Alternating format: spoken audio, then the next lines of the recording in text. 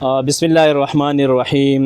دی وخت کې موجود یم د نمک منډۍ د میډیسن مارکیټ کې.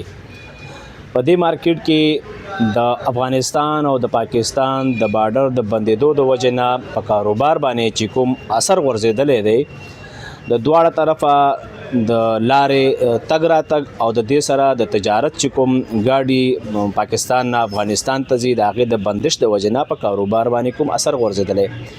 د میډیسن مارکیټ مشر جناب سوراب خان را سره موجود دی چې دوی د افغان بارډر د بندش د وجې نه په کاروبار باندې څومره اثر غورځېږي. سرجي دا راته چې کاروبار باندې تر دې دمه پورې څومره اثر غورځېدلی دی؟ بسم الله الرحمن الرحیم. پهله خو د پیام ټي وي خیبر د شکریا ادا کوم چې تاسو دومره راغلی، او دویمه خبره دا ده چې دا کم حالات موجوده حالات دی، نو چونکې ټولو ته پته ده چې د پاکستان لوی مارکیټ نوک منډۍ د میډیسن مارکیټ دی، او دا د افغانستان په وجه چې د افغانستان ته د دې نه ډېر زیات مال ځي.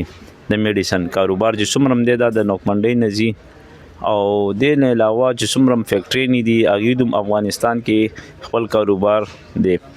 چونکې دې فیصلو د وجې موږ ته چې کوم مشکلات دي دا څو ورځې وشوې مالونه نه ځي. غټه خبره ده چې هلته د تجار حضرات چې کوم پیسې دي هغه بندې دي، د فیکټریانو پیسې بندې دي، او دې د وجې د تګ راتګ هم بند دی چې سړی خپل لاړ شي هلته خپل معاملات دغه کې سیټ کړي. بهرحال کومه موجوده وخت کې د میډیسن حالات دی، نو چونکې 80% زموږ د میډیسن کاروبار چې کوم دی هغه دغه سره منسلک دی، افغانستان سره.